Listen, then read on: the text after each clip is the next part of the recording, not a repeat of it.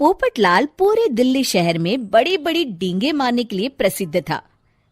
साथ ही वो अव्वल दर्जे का पेटू भी था। उसकी इस आदत के चलते कोई भी आदमी उसे अपने घर भोज पर नहीं बुलाता था।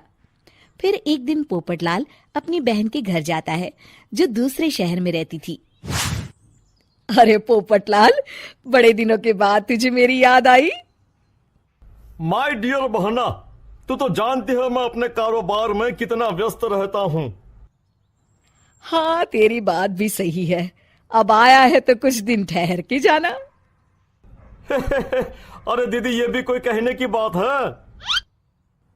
श्यामा देवी पोपटलाल को रहने के लिए एक कमरा दे देती है। अगली सुबह पोपटलाल जोर जोर से गरारे करना शुरू कर देता है।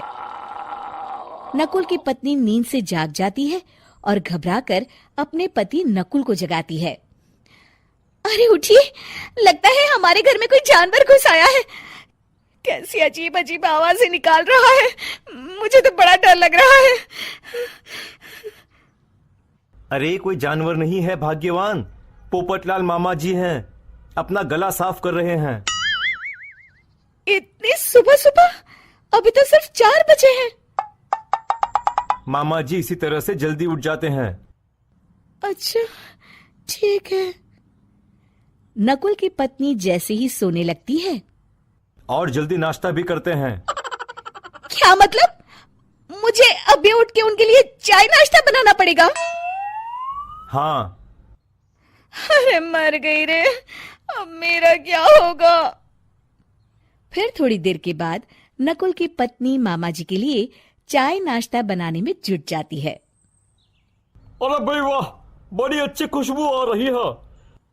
बहू, जो भी बना रही हो फटाफट ले आओ, जोरों की भूख लगी है। हाँ मामा जी, अभी लाती हूँ। देखते ही देखते पोपटलाल सारा नाश्ता चट कर जाता है। बहू, कल से पराठे में देसी घी ज्यादा डालना, आज कुछ मजा नहीं आया। हे भगवान, इसका नाम तो पेटू लाल होना चाहिए था। पूरे 10 लोगों का नाश्ता अकेले हजम करने के बाद भी इन्हें मजा नहीं आया। इस तरह रोज पोपटलाल सुबह सुबह घर के सभी लोगों को नींद से बेवक्त जगा देता था और हमेशा खाने की उल्टी सीधी फरमाइश करते रहता था। देखते ही देखते गुप्ता परिवार की दिनचर्या अस्त व्यस्त हो जाती है। अरे भाई, खाने का असली मजा तो इस घर में है। अरे माँ, ये पोपटलाल मामा यहाँ और कितने दिन रुकेंगे? ये अकेले इतना खाना खा जाते हैं कि आज राशन वाला मुझसे पूछ रहा था कि अरे भाई, क्या आप लोगों ने घर में हाथी पाल लिया है? अरे बेटा, अब घर के मेहमान को कोई सीधे मुंह कैसे निकाल सकता है? माँ जी, अब बर्दाश्त की इंतहा हो गई है। मैं अकेले इतना काम नहीं कर सकती। आखिर मैं भी इंसान हूँ। मैं कल ही अपने मायके चली जाऊंगी। अरे भाग्यवान, हम सबको मुसीबत में अकेला छोड़कर तुम कहाँ जा रही हो? जरा सब्र करो, मैं कुछ सोचता हूँ। अगले दिन एक डॉक्टर साहब उस घर में आते हैं।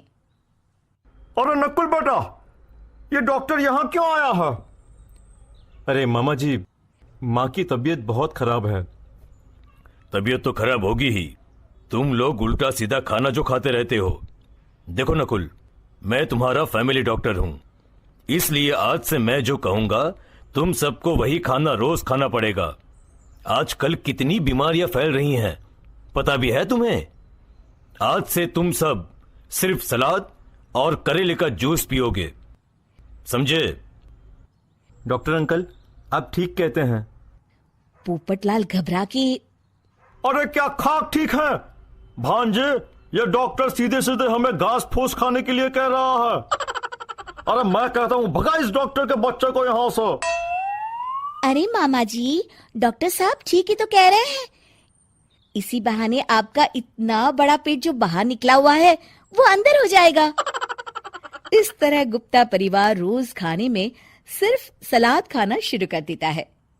बेचारे पोपटलाल का बुरा हाल हो जाता है। ये लीजिए मामा जी, ताजा ताजा करेले का जूस।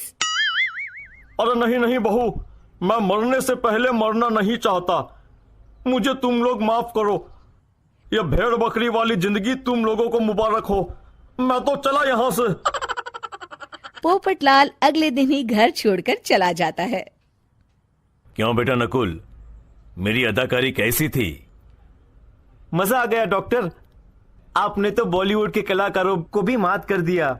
आपको तो ऑस्कर मिलना चाहिए। बेटा ये थोड़ा ज्यादा हो गया।